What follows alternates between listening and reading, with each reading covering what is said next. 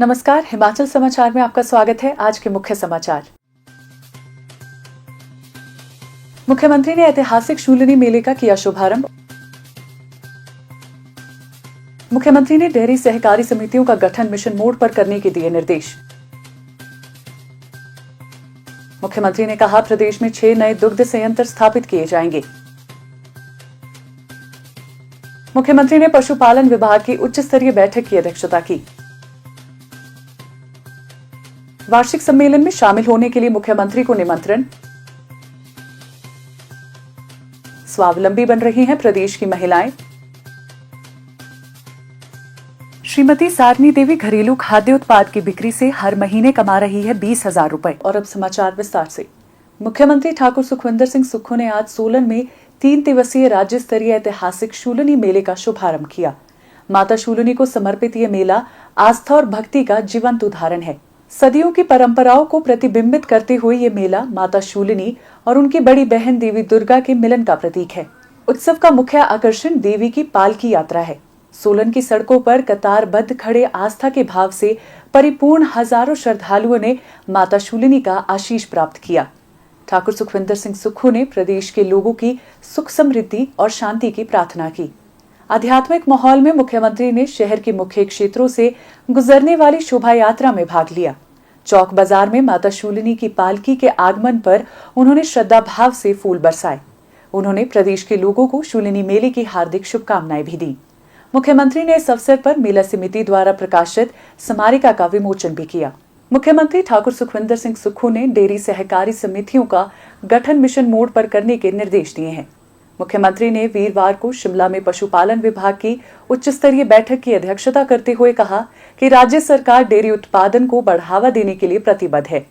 ये समितियां डेयरी क्षेत्र में युवाओं को रोजगार और स्वरोजगार के अवसर प्रदान करने में महत्वपूर्ण भूमिका निभाएंगी। वर्तमान में 910 ग्राम पंचायतों में डेयरी सहकारी समितियां कार्यरत हैं और विभाग को कार्यशील समितियों की संख्या बढ़ाने के लिए दृढ़ता से कार्य करना चाहिए।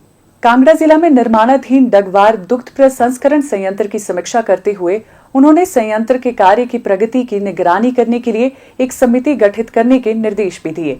राज्य सरकार 225 करोड़ रुपए की लागत से 1,50,000 लीटर प्रतिदिन की क्षमता वाला ये दुग्ध प्रसंस्करण संयंत्र स्थापित कर रही है। इस संयंत्र का कार्य जून 2026 तक पूरा होने की उम्मीद है, जिससे कांगड़ा, ऊना, हमीरपुर और चंबा जिलों के किसानों को लाभ मिलेगा। ठाकुर सुखविंदर सिंह सुक्खू ने कहा कि वर्तमान राज्य सरकार ग्रामीण अर्थव्यवस्था को मजबूत करने के लिए गंभीरता से प्रयास कर रही है। राज्य सरकार ने गाय के दूध के लिए न्यूनतम समर्थन मूल्य बढ़ाकर 51 रुपए प्रति लीटर और भैंस के दूध के लिए 61 रुपए प्रति लीटर किया है।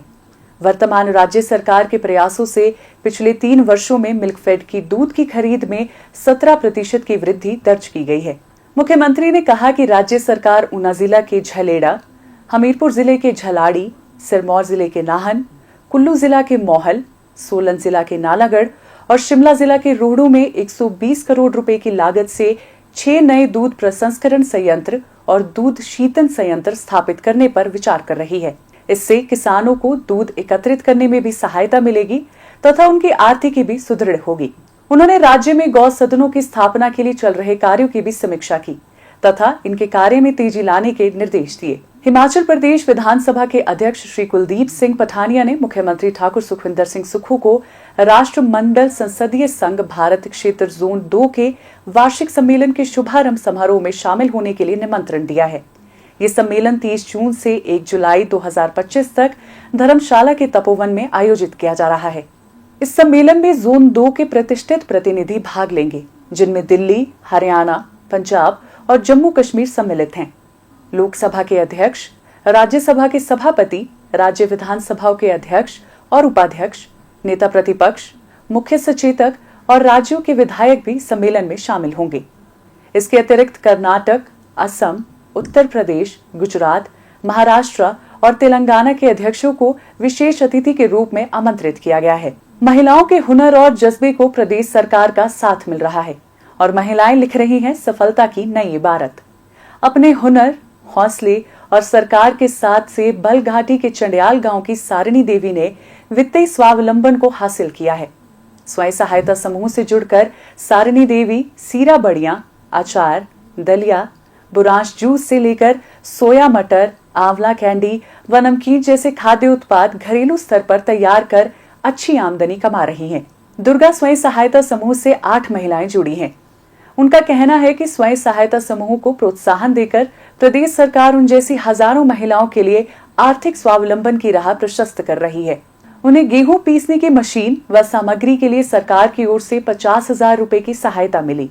सूक्ष्म खाद्य प्रसंस्करण उद्यम योजना के तहत भी 57,000 रुपए की वित्तीय मदद मिली। उनका समूह गेहूं खरीद कर सीरा बनाने का कार्य करता है। समूह द्वारा प्रति माह लगभग 60 किलोग्राम तक सीरा बनाया जाता है, जिसका बाजार में मूल्य 180 रुपए से 260 रुपए प्रति किलो तक मिल जाता है। इससे उन्हें महीने में 15 से 20,000 रुपए की आय हो रही है। राष्ट्रीय ग्रामीण आजीविका मिशन से जुड़ने के बाद उनके कार्य में निखार आया। अब अच्छा काम चला है। अब मेरी महीने की जैसे 15,000 भी हो जाती है, 20 भी हो जाती है, कभी 10 भी हो जाती है।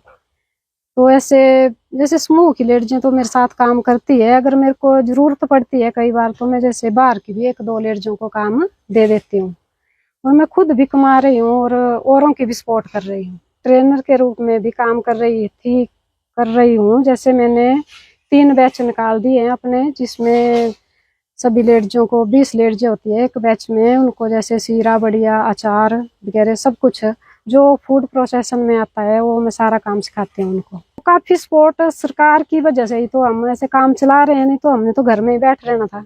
उत्पादों की बिक्री के लिए सरकार की ओर से आयोजित सरस मेले बेहतरीन मंच साबित हुए हैं। मंडी जिला मुख्यालय पर भी सेरी मंच में सप्ताह के अंतिम 2 दिन इन समूह के उत्पादों के लिए बिक्री स्थल चिन्हित किए गए हैं। हेमेरा के माध्यम से भी उनके उत्पाद अच्छे दामों पर बिक रहे हैं। उन्होंने कृषि विज्ञान केंद्र से खाद्य प्रसंस्करण में प्रशिक्षण प्राप्त किया है और मास्टर ट्रेनर के रूप में भी सीरा, बढ़िया व अचार इत्यादि बनाने का प्रशिक्षण देती हैं। ग्राम पंचायत चंडियाल की ही निर्मला देवी, आकृति, पायल, खीमी देवी, अनीता, चिंता, माया, मीना इत्यादि महिलाएं इस स्वयं सहायता समूह से जुड़कर अतिरिक्त आय प्राप्त कर रही हैं। महिला सशक्तिकरण की दिशा में सरकार के प्रयासों के लिए महिलाएं मुख्यमंत्री ठाकुर सुखविंदर सिंह सुक्खू और प्रदेश सरकार का आभार व्यक्त कर रही हैं। हिमाचल समाचार देखने के लिए सब्सक्राइब करें यूट्यूब चैनल हिमाचल समाचार, लाइक करें Facebook page information and public relations department Himachal Pradesh और सीएमओ हिमाचल, फॉलो करें एक्स @DPRHP और सीएमओ हिमाचल, फॉलो करें इंस्टाग्राम @DIPR हिमाचल और सीएमओ हिमाचल, विजिट करें वेबसाइट www.himachalpr.gov.in। इस अंक में इतना ही, कल फिर होगी मुलाकात। दीजिए इजाजत, नमस्कार।